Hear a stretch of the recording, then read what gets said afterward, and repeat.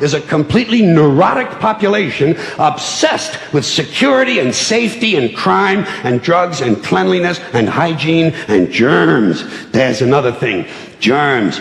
Where did this sudden fear of germs come from in this country? Have you noticed this? The media constantly running stories about all the latest infections, salmonella, E. coli, hantavirus, bird flu, and Americans they panic easily, so now everybody's running around scrubbing this and spraying that and overcooking their food and repeatedly washing their hands, trying to avoid all contact with germs. It's ridiculous, and it goes to ridiculous lengths. In prisons, before they give you a lethal injection, they swab your arm with alcohol.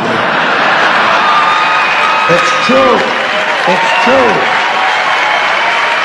It's true. Well, they don't want you to get an infection. And you can see their point. Wouldn't want some guy to go to hell and be sick. It would take a lot of the sportsmanship out of the whole execution. Fear of germs. Why, these fucking pussies. You can't even get a decent hamburger anymore. They cook the shit out of everything now because everybody's afraid of food poisoning. Hey, where's your sense of adventure? Take a fucking chance, will you? You know how many people die in this country from food poisoning every year? 9,000. That's all. It's a minor risk. Take a fucking chance, bunch of goddamn pussies. Besides, what do you think you have an immune system for? It's for killing germs. But it needs practice. It needs germs to practice on. So listen. If you kill all the germs around you and live a completely sterile life, then when germs do come along, you're not going to be prepared. And never mind ordinary germs, what are you going to do when some super virus comes along that turns your vital organs into liquid shit? I'll tell you what you're going to do. You're going to get sick, you're going to die, and you're going to deserve it because you're fucking weak and you got a fucking weak immune system. Now, God damn it. Hey. All right.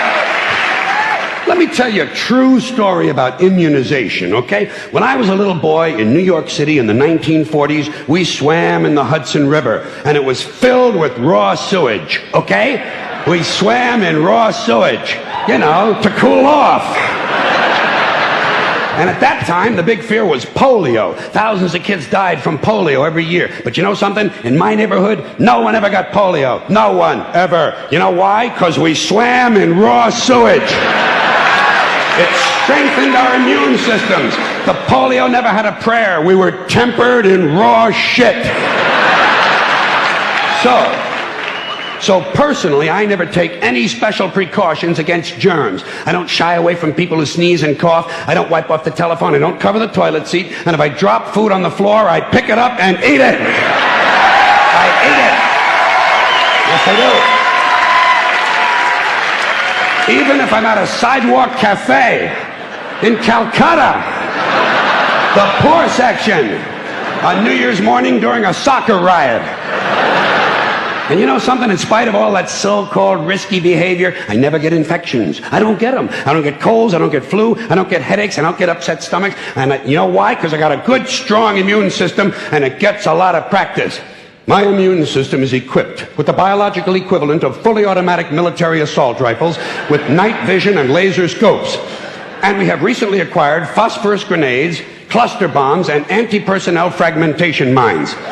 So, when my white blood cells are on patrol, reconnoitering my bloodstream, seeking out strangers and other undesirables, if they see any suspicious-looking germs of any kind, they don't fuck around.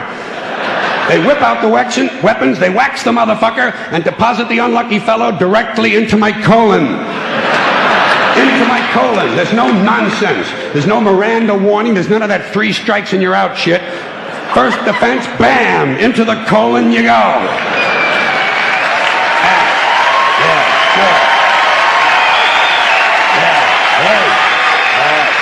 Oh.